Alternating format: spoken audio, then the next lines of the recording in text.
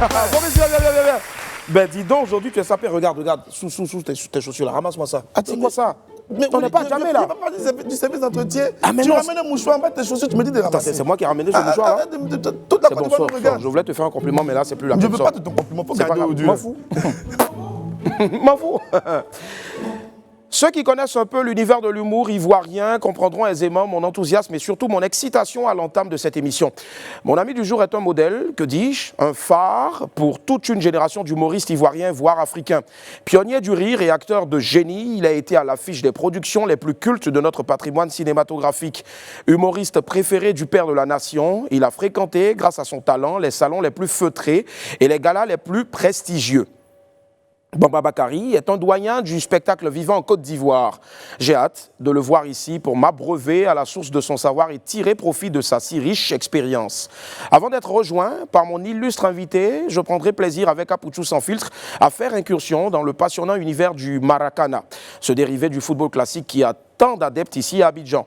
En attendant, bien sûr, de retrouver notre reporter potelé sur un terrain sablonneux ou bétonneux, ou même gazonneux, si vous voulez, à la poursuite de l'incontournable ballon rond, je dois prendre le temps de me poser et vous rappeler qu'il est midi. On m'appelle Willy Dumboeke et né pour réussir. Sur Live TV et la TNT, midi c'est mon heure. Bienvenue.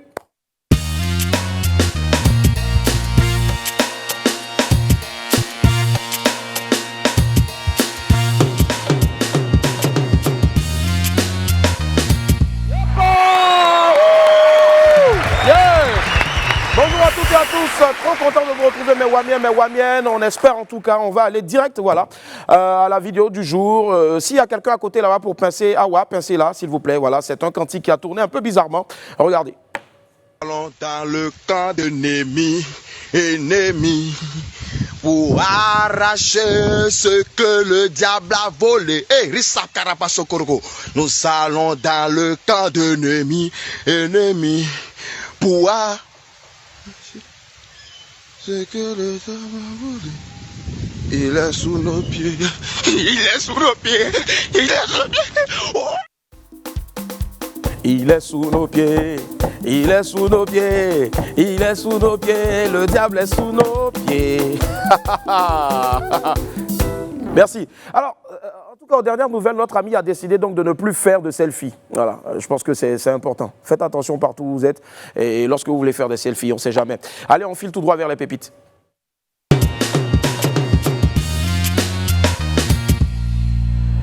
Pépite 1. Hey, Ivoiriens! Les Ivoiriens ne cesseront jamais de nous surprendre avec leurs commentaires. Ce peuple-là, franchement, on n'arrive toujours pas à le comprendre. Alors, suivons ensemble. Pourquoi les filles minces n'aiment pas porter baya? En commentaire, voici ce que le gars répond. Imagine baya sur ses pains. Ah, mon ami, les filles minces t'ont fait quoi et puis tu les attaches comme ça? C'est pas gentil, hein? Bref, passons. Pépite 2, l'enfant inconscient. Et il y a des enfants, vraiment, on ne peut plus rien faire pour eux. Tu t'en vas enceinter la servante de ta tante, ta maman te parle, et puis regarde la réponse que toi, tu lui donnes. Moussa, tu n'as pas honte? Comment on peut t'envoyer vivre chez les gens, et puis tu enceintes la servante? Tu me fais honte comme ça. Moi, ta maman, tu n'as pas pensé à ta tante? Ce qu'elle peut ressentir? Et Moussa, voilà, qui dit, Yako maman, je ne voulais pas que tu apprennes. Bien sûr que j'ai pensé à Tati, mais elle n'est pas mon genre. Moi, j'aime les femmes qui ont fait ce pouet comme ça. Oh, Tati, c'est comme tableau. En tout cas, ce qu'elle peut ressentir là, c'est gourmet, maman. Et puis, mais et maman qui dit, Moussa, tu es trop mouton. Maman vient de piquer une crise. Et Moussa qui répond, dis à maman de se réveiller, sinon l'enfant n'aura pas de grand-mère. Ah, Moussa, non, un bon pour Moussa. Mon petit, toi, je pense qu'on doit t'attacher pour te chicoter pendant une semaine. Ton cas est trop critique. Ça, je suis sûr que c'est envoûtement. Ça, c'est envoûtement. Hein. Allez, on file tout droit vers l'infobuzz.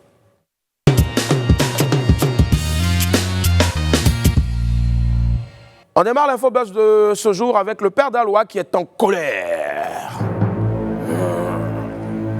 S'il y a quelqu'un qui n'est pas du tout content du buzz de DJ de Versailles, c'est bel et bien le père d'Aloa Inter. Vous connaissez le père d'Aloa, l'auteur de la fameuse phrase « Oh mon nom, t'es qui ?»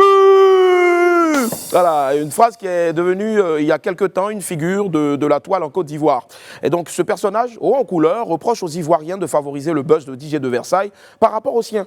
Et tenez-vous bien, le père d'Aloa a fait une déclaration dans les rues d'Abobo avec pupitre tapis rouge pour pousser son coup de gueule. On va l'écouter un peu et on revient ici pour les commentaires. On donne l'argent à Versailles, on dit quelqu'un a volé, Dieu dit n'a pas volé, vous mettez les volets à l'aise. Le père d'Alouamé, il dit, il n'est pas là pour construire, lui il est là pour manger. Il n'y a pas un qui nous donne un sac de riz, il n'y a pas un qui nous donne 1000 francs. Dit que Versailles, on dit balai la Sama, on va savoir, mais quand même, quand il y a la vérité là, on n'a qu'à dire la vérité. Même vos femmes que vous donnez l'argent pour aller au marché, il dit à mon nom c'est qui. Ça va vous m'encourager maintenant, le père d'Allo, il ne faut plus qu'il mange et voler. Parce que voit qu'il vole maintenant, on gagne. Hein, les Ivoiriens, vous êtes méchants. Les Ivoiriens, vous êtes méchants. Moi, je me dis, à mon nom, de cul. Personne ne m'a donné un sac de riz ici. Maître de Versailles, qui a été accusé de vol, reçoit de l'argent des personnes. Bon. Vous mettez des voleurs à l'aise. Bon, ça, c'est ce qu'il dit. Hein. Vous encouragez le vol et ce n'est pas bien. Donc, dixit donc le père d'Alois. Pour lui, alors, soutenir de Versailles, après qu'il ait été accusé de vol, peut inciter d'autres jeunes à vouloir suivre son exemple. Rappelons surtout que le père d'Alois avait également reçu des dons de quelques mécènes à l'époque de son buzz. Bon, le père d'Alois, il faut laisser le petit, il va profiter un peu, ou bien affaire de buzz en Côte d'Ivoire, là, c'est tout à tout. Alors là, c'est de Versailles. Pardon, il faut sciencer. Pardon. Les nouvelles sont bonnes pour Jacques Anouma. Bonne nouvelle pour notre tonton Jacques Anouma, en route pour la présidence de la CAF, pour ces élections du président de la CAF prévues pour le 12 mars prochain à Rabat au Maroc. Le comité de gestion de la CAF a enregistré 5 candidatures. Le jeudi dernier, la Confédération africaine de football a officiellement annoncé la validation de 2 candidatures sur les 5 annoncées. Il s'agit donc des candidatures de l'Ivoirien Jacques Anouma et du Sénégalais Augustin Senghor. Et l'ex-président de la CAF, quant à lui, le Malgache Ahmad Ahmad, qui était également candidat à sa succession, a été recalé du fait de sa récente suspension à 5 ans admis par la FIFA. Nous, en tout cas, on soutient notre tonton Jacques Anouma et on prie tous les jours pour qu'il devienne le nouveau président de la CAF. Amen. Amen. Pendant que d'autres sont en train de bosser le matin, il y en a qui bossent la nuit. Voilà, c'est magnifique, il y a un nouveau papa. Bravo. Alors, le nouveau coach Jacques Ba Silver, ou si vous voulez Silver Ba, plus connu sous la casquette de l'humoriste Le Magnifique, est très heureux actuellement. Et il a vécu un heureux événement. Sa femme Rita a donné naissance à un joli petit garçon il y a quelques jours. Un nouveau Wobé qui vient agrandir donc le clan du Magnifique. La mère et le bébé se portent bien. Mais je comprends maintenant pourquoi Le Magnifique a fait des études d'entraîneur. Déjà, son ambition était de mettre sur pied une équipe de foot, quoi. Ça commence bien. En tout cas, bravo Magnifique. Et Rita, félicitations et surtout bonne arrivée au nouveau-né. Allez la famille, c'est tout pour l'info buzz. On file tout droit maintenant vers le 12h chrono.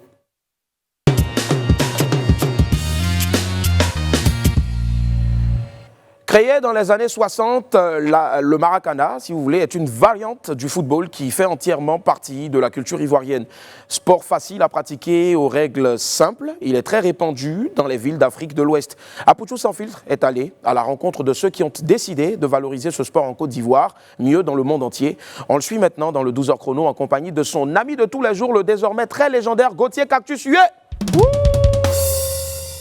Université Félix Houphouët-Boigny, le plus grand temple du savoir du pays. Cet après-midi, certains étudiants ont rangé cahiers et stylos pour se consacrer à leur sport passion, le Maracana. Un coup de sifflet et c'est parti. Sur le terrain, 2 équipes composées chacune de 6 joueurs, des adversaires avec un objectif commun, gagner le match. Le Maracana, bien plus qu'un sport, a un facteur de cohésion sociale. Après des moments de réflexion, c'est surtout un moment pour nous de nous retrouver entre nous. Ici, il n'y a pas d'étudiants venant du nord, du sud, de l'est. C'est un mélange, c'est un métissage. Par moments, il y a surtout de la tension. Surtout de la tension, de la nervosité, mais bon, on finit par gérer. Parce que, comme je l'ai dit, c'est comme une famille.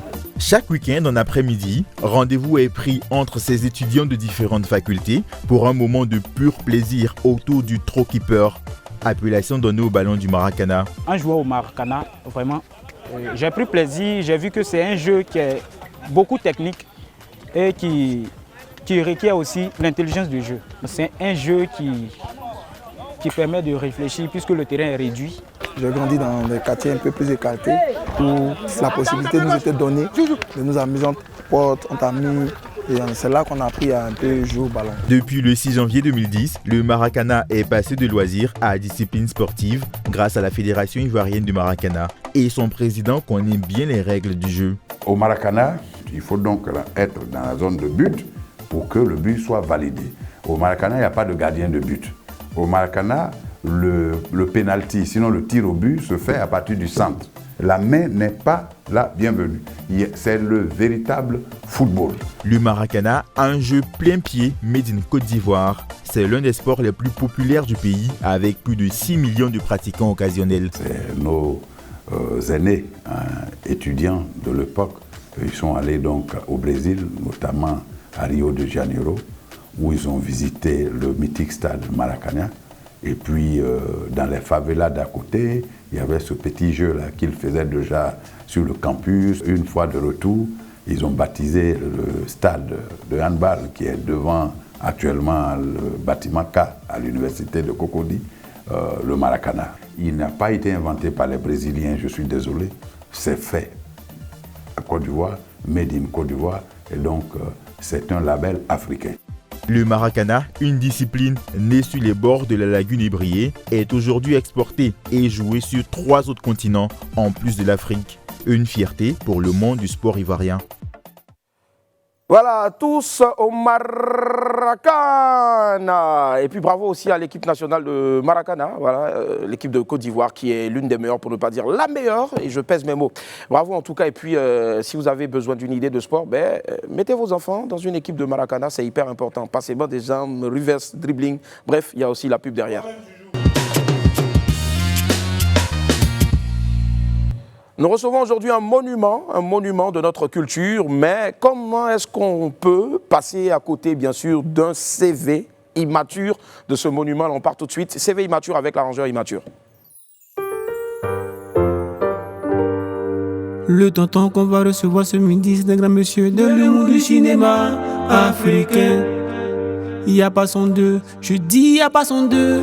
Aïwa, Tegere, Soumara. Tout. Et poisson fumé avec beaucoup de fruits et légumes, c'est ce qu'il aime manger.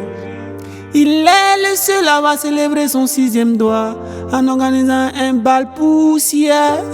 Accueillons le comédien, humoriste et présentateur télé ivoirien de Korogo, mais dans un ton de salsa immature. Arriba, la légende. Le légendaire, l'immense, l'incontournable, l'unique Bamba Bakari. Allez, on va accueillir l'un des piliers de la Côte d'Ivoire, humoristique et cinématographique, le premier stand-up en Côte d'Ivoire. On le lui doit, le grand Bamba Bakari. Yes. Bonjour papa. Oh. Ça va papa. Ça va bien. On va encore applaudir s'il vous plaît l'immense Bamba Bakari. Yeah. Wow. Papa, on va s'asseoir. Merci. Quel plaisir, quel honneur de recevoir ce grand monsieur-là. Franchement, je peux rendre des missions après ce programme. Non, faut pas, voilà. Il faut manger. Faut manger. Enfin, papa est retraité, il ne peut plus te donner l'argent pour manger. Allez, papa, comment est-ce qu'il se porte? Très bien. Très bien, ça se voit. Par la grâce de Dieu, ça va. Vraiment. Oui. Alors, on a vu le CV immature donc avec l'arrangeur bête là. Voilà, il a dit soumarato, poisson fumé, beaucoup de légumes, fruits. Oui. Papa adore ça. Exactement. Je ne sais pas qui lui a dit. Franchement, je ne sais pas. Il y a des traîtres autour de moi. C'est ça. Allez, on va partir avec beaucoup d'éléments. Plus besoin de te présenter, si ce n'est de dire quoi? Acteur, humoriste, comédien, présentateur télé, on va dire le premier stand-upper de Côte d'Ivoire. Oui. Franchement, ça s'applaudit encore les esprits, s'il vous plaît. Ex-cadre à Air Afrique. Ouais. Oui, et puis aussi l'un des pionniers, pour ne pas dire, voilà, des cadres de Air Afrique. Ouais. Voilà, Air Afrique. Chef service communication, chargé des relations extérieures. C'est cela. Wow. Pendant 20 ans. Pendant 20 ans, en plus de nous faire voyager sur scène avec son humour, il nous faisait voyager aussi dans les airs. C'est ça. Effectivement. Allez, papa, on va partir avec une première vidéo. Pas de problème. Et tu nous diras après le plus beau souvenir, si tu te rappelles encore de cette scène-là. Sans problème. Ouais, je pense que derrière, il y avait aussi les sœurs Komoué qui devaient prester. Oui. On y va maintenant. Voilà Bamba qui est toujours en voyage, qui prend son avion, pas sur la tête, hein, je suis monté là-dedans. Je ne suis pas assez baraqué. Bien, alors, en plein vol, il y a eu un petit problème entre un passager et moi. Parce qu'il n'arrêtait pas de crier, il s'accoude sur son voisin, il veut dormir, on lui dit remets-toi ici, il couche sur son siège, il coince l'autre qui est derrière, on lui dit il faut redresser, tu gênes l'autre. Alors monsieur s'est énervé. Et puis il me dit, vous me parlez en tant que qui vous? J'ai dit, mais moi je travaille à Air Afrique et c'est mon boulot hein, de m'occuper du bien-être des passagers. Je ne peux pas admettre qu'il y ait un qui embête 200 et quelques personnes, ça ne fait pas bien. Et puis, il me regarde comme ça et me dit, vous êtes Ivoirien? J'ai dit, ouais. Il dit, ah bon, ça se comprend. C'est pourquoi vous êtes vilain comme ça. Il dit, aïe, vilain? Il dit, ouais. On vous connaît, vous les Ivoiriens? Rien qu'à vous voir, vous êtes vilain. J'ai un ami qui était assis à côté de moi. Je ne sais pas s'il est là ce soir, il aurait pu témoigner. Sekou Sangaré. Je ne sais pas s'il est là. Il était dans l'avion. Je l'ai appelé, j'ai dit, tu vois, comme toi tu es Ivoirien, moi je suis Ivoirien, tu vois, il dit que nous les Ivoiriens on est vilains. Maître Sangaré me dit, laisse-le. Laisse-le, tout ça. Il ne faut pas t'énerver, tu sais, tu es au boulot, tu vas, ça ne fait pas bien et tout. J'ai dit, bon. J'ai dit, mais monsieur, j'ai dit à Sekou Sangaré, j'ai dit, mon frère, je vais lui poser quand même quelques questions. Pourquoi il nous regarde comme ça? Il dit, vous êtes vilain. Lui, il est joli comme ça. Je lui ai dit, toi, tu crois que tu es joli comme ça? Il dit, en tout cas, même si je ne suis pas joli, en tout cas, vous les Ivoiriens, vous êtes vilains. Vos femmes sont vilaines. Elles sont ceci, elles sont cela. Vous les hommes. Maître Sangaré me dit, Bamba, calme-toi et tout. Laisse. Et puis on arrive à destination. Il faut passer les formalités. Sangaré était devant moi. Il donne ses papiers. On regarde. Passeport, tampon. Allez-y, monsieur. Il passe. Moi, je donne mes papiers. On regarde. Tampon. Allez-y, monsieur. Lui, il arrive. Ses papiers. Le policier regarde.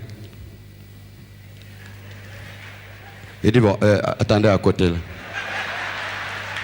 Puis il dit, suivant. Le monsieur il dit, mais comment? On a fait le rang, je suis avant lui, comment?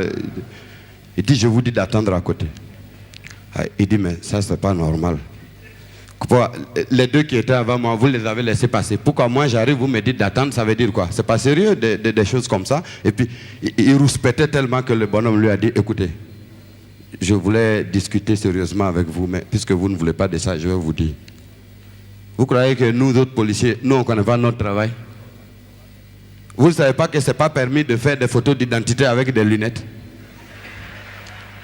Regardez votre passeport. À moins que ce soit, il faut obtenir une autorisation exceptionnelle. Si vous avez mal aux yeux, on le sait, l'opticien a signifié qu'il faut absolument des lunettes. D'accord. Et là, on marque sur le passeport port habituel de verres pharmaceutiques. Si ce n'est pas le cas, ce n'est pas permis de faire des photos d'identité avec des lunettes. Il s'approche du policier, il dit, mais où est lunettes là? Le policier dit, tu veux discuter? Voilà la photo ici. Toi, tu vois pas, c'est pas lunettes ça? Le type, il regarde, il dit, oh. Monsieur l'agent, au nom de Dieu, c'est pas lunettes. Et regardez bien, ce sont mes narines.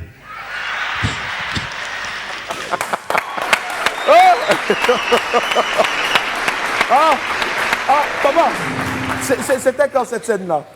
Ça, c'est il y a longtemps. Hein, il y a vraiment longtemps. Hein? À l'Ivoire? Oui, au Palais de Congrès, à l'Hôtel Ivoire. Est-ce que c'est une vraie histoire ou toutes mes histoires, il y a du vrai et il y a de la fiction. Il y a du vrai, il y a de la fiction dedans. Oui. D'accord. Toujours. J'imagine en tout cas. On fait un coucou donc au son. Voilà, le son apparemment qui aime tellement papa et qui a mis une petite musique en bas. La musique, c'est pas pour maintenant. Voilà, c'est pour tout à l'heure. C'est gentil. Merci Gigbeli. Il est pressé de mettre la salsa pour papa. Allez, il y a aussi une anecdote que beaucoup de personnes ne savent pas. C'est qu'une année, je veux dire, l'une des premières véritables émissions, apparition à la télé, donc c'est avec tonton Georges Taï Benson. Oui. Voilà. Et qu'est-ce qui s'est passé là-bas au point où, lorsque le président Oufouette, à l'époque, a appelé, papa, tu as eu peur, tu pensais que tu allais partir en prison? Tous les deux. Benson et moi, on a eu peur. Ouais. Parce qu'avant qu'on fasse ça, parce que moi j'imitais le président déjà, il faut dire que je suis le premier humoriste africain à imiter un chef d'État africain. Je pense que ça s'applaudit, les esprits, s'il vous plaît. On va dire premier véritable imitateur africain. Oui. Non seulement en Côte d'Ivoire, mais en Afrique en partout. Afrique, c'est ça. Tu pouvais imiter un Mobutu à la télé ou, je sais pas, Sékou Touré. Tu peux imiter, mais le lendemain, tu as disparu. Moi, quand j'ai commencé ça ici, les gens ont dit attention, tu es sur une pente glissante et tout ça. J'ai même des amis et des parents, des proches qui m'ont dit tant que c'est le sketch, ça va, mais enfin, ou imiter ou fouette là. Le jour où tu vas en prison là, moi je ne peux pas t'envoyer Orange, hein. Je ne veux pas avoir d'histoire. Bon, mais j'ai persévéré. Et puis je suis resté dedans jusqu'à aujourd'hui et ça fait beaucoup de mules. Je suis très content de voir tous les humoristes aujourd'hui. Parce qu'il faut dire qu'avant nous, il y avait des comédiens. Comme les Gros Gué, les Bienvenus Neba, les Biti Moro. Ça, c'était des comédiens. Bon, l'humour, vraiment, c'est moi qui l'ai commencé. L'imitation, vraiment, dans les années 80, véritablement, en Côte d'Ivoire. C'est moi qui l'ai commencé. Vraiment, c'est un honneur pour nous, en tout cas, de te recevoir, papa. Mais beaucoup de jeunes aujourd'hui veulent savoir comment, en tant que cadre de, on va dire, la plus grande compagnie africaine, Air Afrique, on s'en souviendra longtemps. Comment se fait-il que, toi, en tant que cadre, tu viennes sur la scène? Comment est-ce que les gens ont vu ça?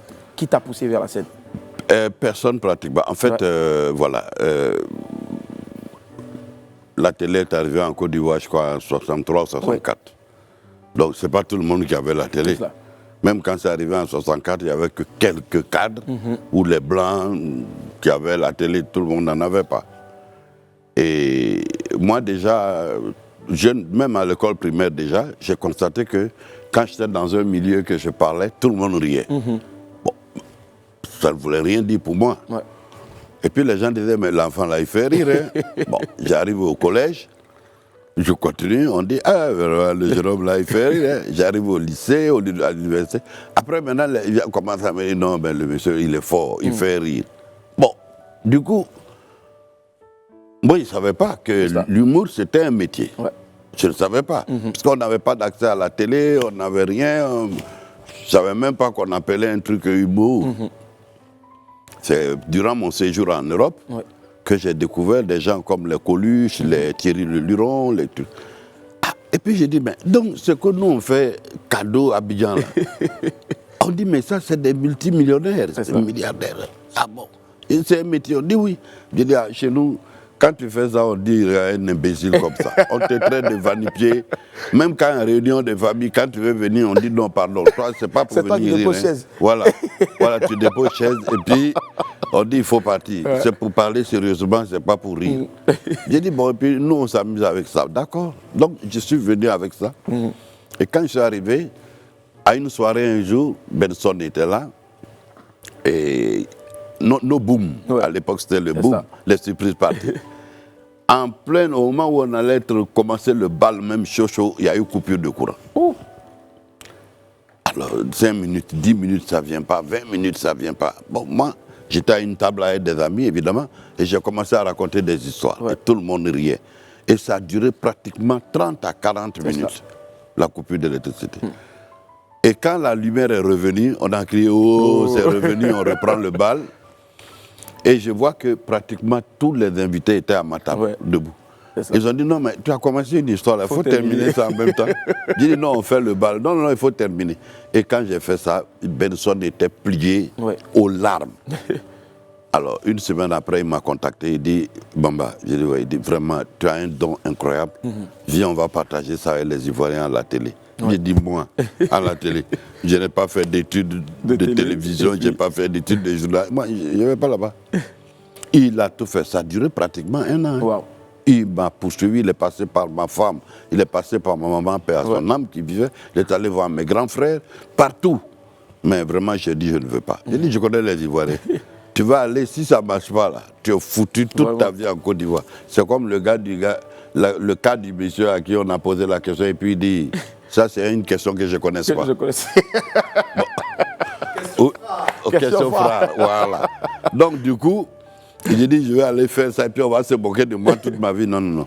Bon, il a tout fait, j'ai dit, je ne veux pas. Et un jour, il crée une nouvelle émission qui s'appelait Benson Reçoit. Benson Reçoit, oui. Là, il recevait à peu près une vingtaine d'artistes. Et chacun avait à peine 5-10 minutes. Il finit avec toi, il me prend, il prend l'autre. Vraiment, c'était 1h, 1h30. Il avait vraiment 5 minutes pour chacun. Il m'a dit, bon, si tu ne veux pas venir faire toute la longue émission avec moi, au moins Benson Reçoit, tu viens, 5 minutes, juste pour faire un sketch. Je suis venu, j'ai fait le sketch, je suis parti. Un mois après, le directeur général de la télévision, qui était M. Mamadou Ben Soumarou, paix à son âme, m'appelle. Petit frère, viens me voir. J'étais à Air Afrique, je viens. À midi, il me dit, regarde dans le carton qui est là-bas. Il faut voir les lettres qu'il y a dedans. Ça. Je prends 1, 2, 3, 4, 10, 20. Ah. Mais je dis, mais grand frère, il dit, tu as vu ce qu'il y a dedans, oui. Les gens écrivaient, le monsieur qui est passé l'autre jour à Benson, là, il faut qu'il repasse. Ceux qui avaient retenu le nom écrit Bamba, ceux qui n'ont pas retenu le monsieur qui a cheveux blancs, qui est passé. Voilà. Et Benson était là, Ben Soumarou était là. Ils m'ont dit, voilà, la RTI, c'est un service public. Vraiment, il faut que tu viennes partager avec les Ivoiriens ton savoir-faire humoristique. C'est comme ça que je suis arrivé à l'humour. Et comme c'était les dimanches uniquement, pour revenir à ta question, ben moi je travaillais toute la semaine, du lundi au vendredi, et je disposais de mon week-end comme je voulais. D'autres allaient à la pêche, d'autres allaient au village, d'autres allaient chercher femme et tout. moi, je venais à la télé faire mon émission dimanche, voilà, et lundi, j'étais à mon poste. C'est cela. Et ça dure, on va dire, 40 ans de sur scène. Ça dure 40 ans. 40 ans, qu'on va, Inch'Allah, peut-être fêter. On va y revenir tout à l'heure. Je suis en train de me préparer, même pour, en 2021, là, je vais, s'il plaît à Dieu, que Dieu nous permette la grâce, là, fêter mes 40 ans de spectacle. Voilà, papa, il faut laisser nous-mêmes, on va attraper ça. On va se lever ça pour le tête. Allez, si je te disais belote, rebelote. Ah, si c'est toi, j'ai dit je passe. Je passe d'accord. Allez, on a un extrait ici, vous allez comprendre pourquoi. On va applaudir. Allez. Papa, ça c'est extrait du film de monsieur Feu Henri Duparc. Feu Henri Duparc, c'est ça. C'était Balle Poussière, si je me trompe. Balle Poussière, Balle Poussière avec, là, tu donnais la réplique à Annie Tchélé. C'est mon premier film. C'est ta premier film. On applaudit encore, s'il vous plaît, pour papa. On a encore un autre extrait. Mais cette fois-ci, je pense que ça fait partie, et pour ne pas dire, c'est l'un des génériques de films les plus cultes que l'histoire du cinéma ait pu connaître. Ah oui, voilà. Même dans des pays européens, au Canada, aux États-Unis, au festival, il y a des gens qui sont venus, il y a une sociologue qui est venue même me dire qu'elle voulait écrire un film, un livre sur ce film. Parce qu'elle a dit que comment on a pu imaginer un monsieur qui a 6 femmes et puis faire un... Je lui ai dit, on n'a pas imaginé. Chez nous, il y en a qui ont vu. Il y en a qui ont vu. Dit non, c'est pas possible. Je dis, mais il y en a qui ont 8, 10 femmes. Il dit, c'est pas possible. Et elles vivent comment? Je dis, mais elles vivent comme toi. Elle dit qu'elle va écrire un livre sur ça. Ah, ça. Et c'est des films qui ont vraiment... Ça, qui marquent encore le temps. Ça a marqué le temps. Et la presse disait que ces 30 dernières années, c'était le meilleur film africain. C'est cela. Allez, papa, on part pour un extrait maintenant. Oui. Regardez. Alors, un bout donc du générique, ce mythique générique avec cette mythique chanson-là, voilà, culte en tout cas. Papa, dis-nous, comment tu es arrivé au cinéma? Ah, ben vraiment, comme un cheveu sur la soupe. Bon, désolé pour toi. Hein. Non, les enfants allaient dormir. Parce que quand il dit cheveux sur la soupe, tu penses à ta tête. J'ai pas ma perruque ici. J'aurais dû dire comme une barbe sur le menton. C'est ça. Alors, bon, Benson m'a réussi à m'amener à la télé. Et je crois que c'est là que M. Henri Duparc, un grand homme de cinéma, à qui je rends hommage et à qui je rendrai hommage toute ma vie. Parce qu'il m'a vu à la télé, on se connaissait dans la vie comme ça, mais il m'a vu à la télé pendant 1 an, 2 ans, 3 ans, et puis un jour il m'appelle, il dit, je veux qu'on déjeune ensemble. À midi, je suis venu avec ma femme, avec sa femme, on a mangé, et après on est passé au salon, il m'a dit, je vais faire un film, je veux que tu joues dedans. J'ai dit quoi? Moi je ne connais rien en cinéma. Je n'ai pas fait d'études de cinéma. Moi, il dit, non, tu as un talent vraiment que tu ignores. J'ai dit, mon cher, ça, c'est comme quand un gars veut draguer une fille. Il lui dit, tu es la plus belle. Alors qu'au moment où il dit ça, il voit encore 5 points plus belles que celle. Il dit, tu es en train de me baratiner. Il dit, non, franchement, tu as un talent, tu ne crois pas, tu vas voir. Bon. Lui aussi, je refuse.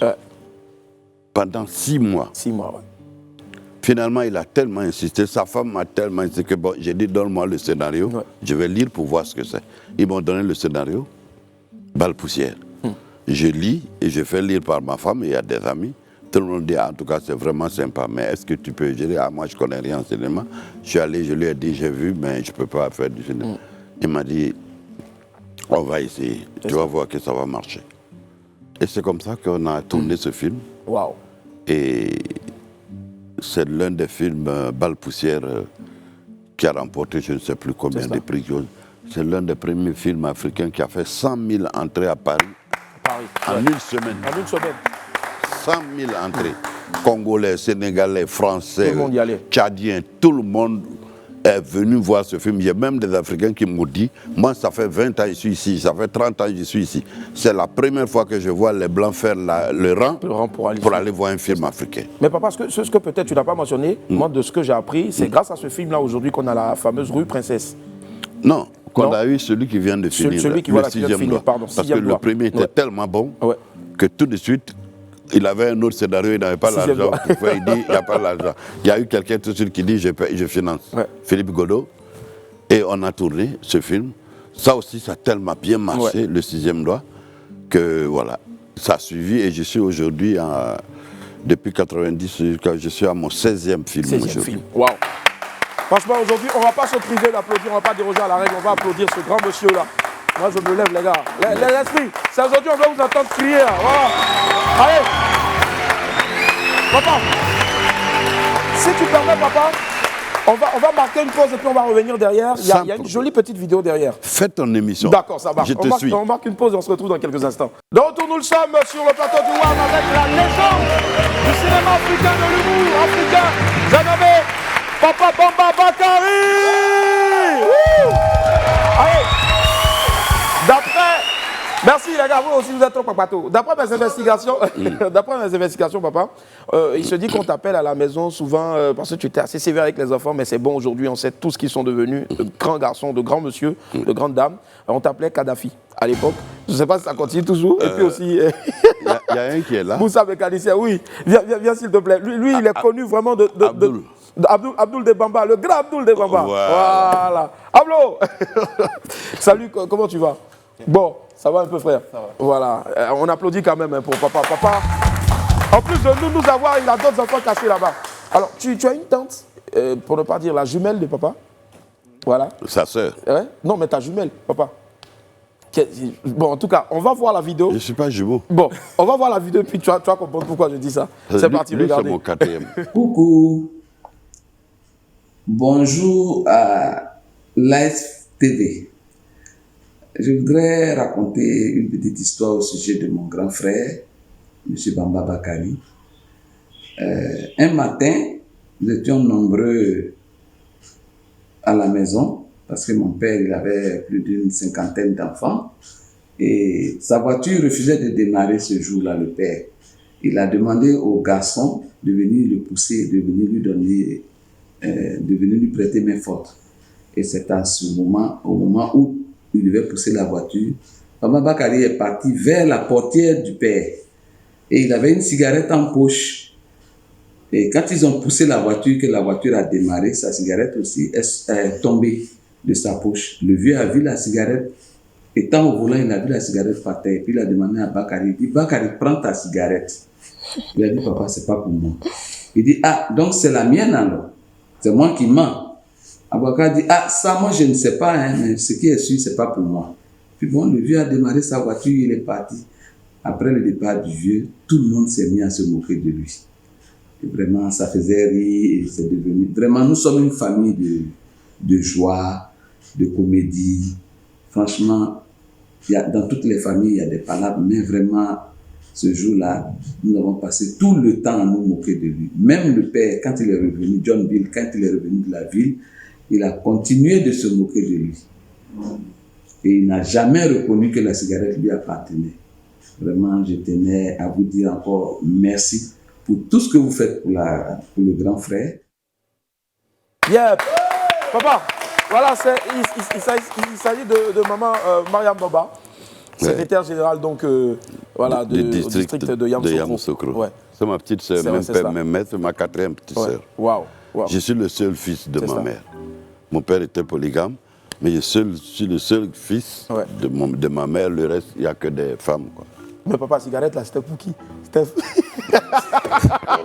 En fait, je ne fumais pas, mais on fumait quand on voit les filles, on fume.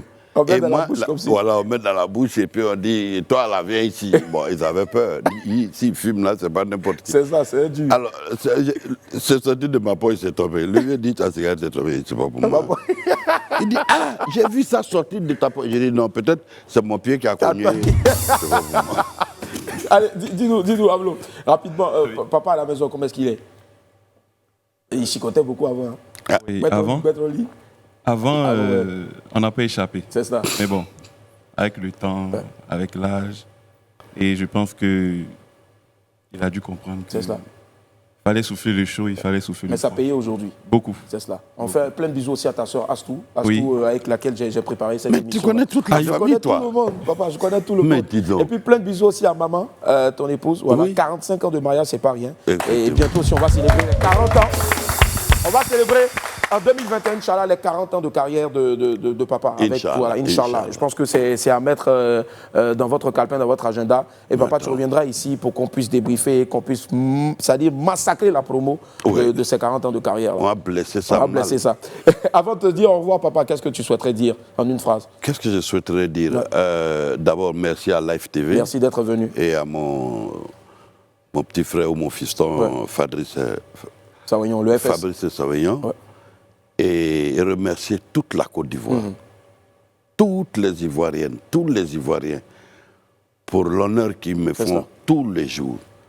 Regarde, moi, il n'y a pas un policier, il n'y a pas un gendarme, il n'y a pas un douanier qui me crée des problèmes. Quand il siffle, que je freine, quand il vient, bonjour, les pièces, dès que je donne, quand il commence à regarder Bamba Bakari, il regarde dans la voiture, il dit, ah, mais doyen, c'est toi qui es, pardon, il faut partir. Vraiment, je voudrais remercier tout le monde, jeunes comme plus âgés, et leur dire merci du fond du cœur pour ce qu'ils font pour moi, parce que les Ivoiriens me le rendent très bien. Et en dehors de la Côte d'Ivoire, tous les Africains. Tous les Africains, parce que quand même, il faut dire, j'ai fait presque le monde entier. C'est cela. Quand tu as fait les États-Unis, Las Vegas, Los Angeles, partout en tout cas. Tu as été au Canada, tu as fait partout. L'Afrique, on n'en parle pas. Sur les 50 États africains, j'en connais au moins une quarantaine. Donc, mais quand on te rend autant d'hommages dans tous les pays où tu arrives, mais j'ai dit, Ado arrive avec moi dans certains pays. Hein? Les gens viennent me saluer. Et puis on me demande, lui là, c'est qui? J'ai dit, c'est notre président. Mesdames et messieurs, aujourd'hui on avait le grand Bamba Bakari. Allez, retrouvez tout de suite le journal le 12h45, papa. Merci infiniment, Dieu te bénisse.